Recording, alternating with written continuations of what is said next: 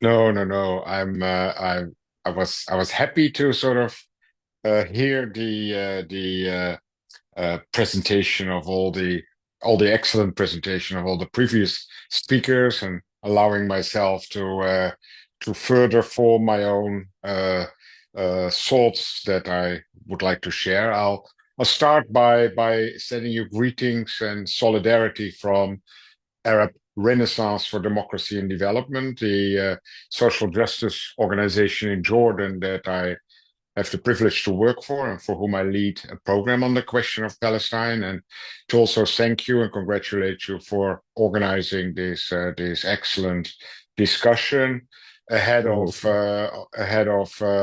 tomorrow's day of International Day of Solidarity with the Palestinian people. So very very timely that we are having this opportunity. So thank you for that. Uh, I obviously echo the comments by all the previous speakers about the significance of the arrest warrants, and I like Emilio's one of Emilio's observations that we're only beginning to sort of begin to realize the magnitude of this, and the multiple implications. One implications that was not referred to, I think, by other speakers, or maybe indirectly, is that the arrest warrants represent an enormous victory of what Shahad Amouri, a phenomenal Palestinian human rights lawyer, has called the Lawyers' Liberation Front. And by using this phrase, Lawyers' Liberation Front, she's not referring to an NGO or to an organization or even a military front or what have you, but to all the lawyers, the hundreds and if not thousands of lawyers around the world that for the last 50 months, but many of them already starting many years ago, decades ago, have sort of started an effort at sort of reclaiming international law, reclaiming the UN, reclaiming the institutions that were created after the Second World War, including the International Criminal Court, including the International Court of Justice, and trying to uh, undo the sort of the hegemonic uh, use and cynical use of international law to maintain sort of domination over large parts of the world, maintain the colonial and imperial domination that international law was initially sort of created for. So it's a huge victory and a huge encouragement for all those lawyers who have been working tirelessly. And one of the reasons, indeed, I mean, Emilio asked the question, how has it been? uh, there has been an enormous advocacy and engagement with the ICC, with the Office of the Prosecutor. Emilia, you're part of it, and you mentioned Gilles Devers, and thank you for doing that, because it didn't come by itself. It was the result of tremendous work, and it's indeed an important sort of step forward in the pursuit of accountability for violations of international law. When I studied international law in the late 1970s, early 1980s, my then professor of international law was sort of telling us that the 20th century had been the era of codification, and the 21st century would be the era of accountability and enforcement and giving international law teeth. And I remember very well that he said, this is ladies and gentlemen, this is your responsibility to work towards that end. And I think we're seeing a small evidence, a small victory of that with respect to these arrest warrants. Just an indication of how significant they are is the level of attempted pushback by Israel. Israel is very nervous about this for a wide range of reasons. Israel has tried every possible way to sabotage it. One of the reasons it took 6 months between Khan's announcement that he had requested arrest warrants and the actual permission of the pre-trial or the actual decision of the pre-trial chamber to issue them is indeed, significant Israeli attempts at trying to once again undermine the process and try to sort of slow it down. And now they have issued a notice of appeal. Israel is really afraid because this has teased. There's a huge reputational damage, but it also scares the hell out of large part of the Israeli army. On the one hand, you have those soldiers who have proudly broadcast on social media, evidence of the most atrocious crime that they have perpetrated.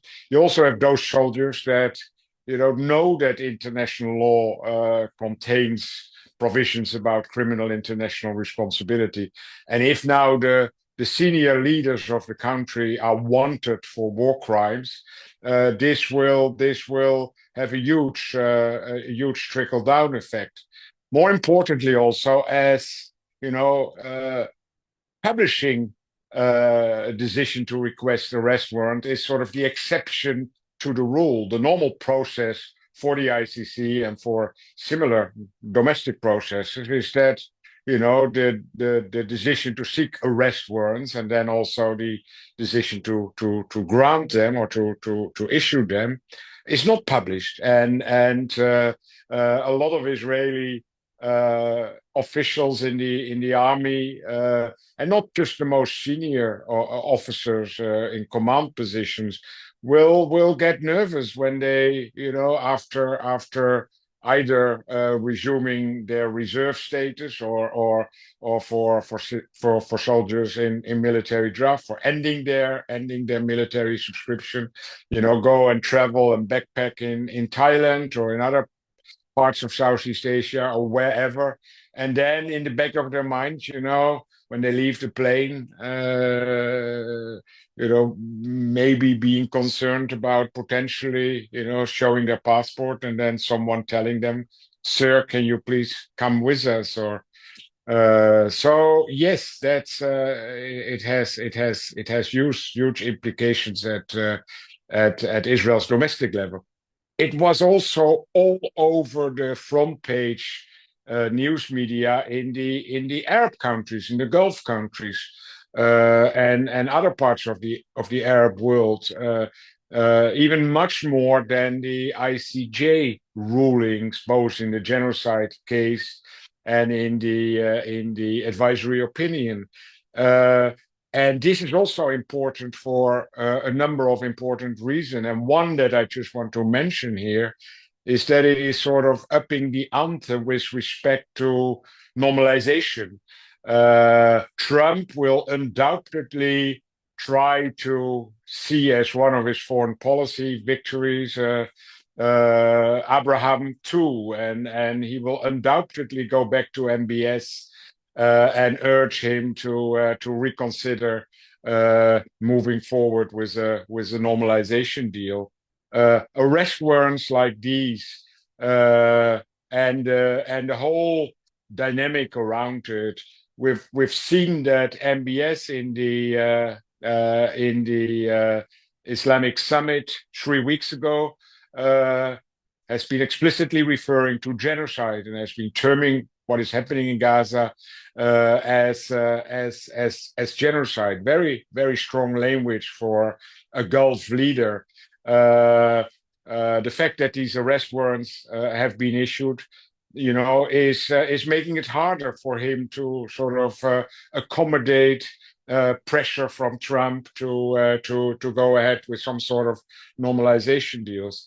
Also in Europe, leaders are getting nervous. Yes, they're zigzagging, they're trying to find ways out, but many younger European leaders, with still long careers ahead of them, have to choose whether they what is worse for their long-term career, being sort of criticized by Israel or pro-Israeli groups for being anti-Semite, or being criticized for being genocide enablers and being on the wrong side of history. And so again, the arrest warrant sort of bring that dilemma out more profoundly.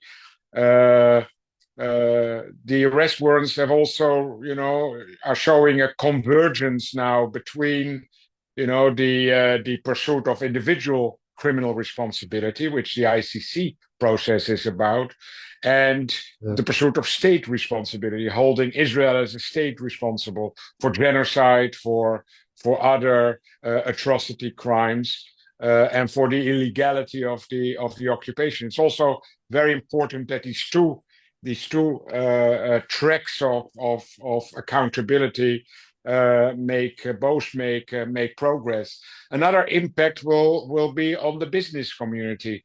The ICJ advisory opinion on the illegality of the occupation have given a tremendous boost to BDS. Essentially saying that BDS is the appropriate strategy to bring to an end the illegal situation. Business leaders will be strongly influenced by that. Okay. So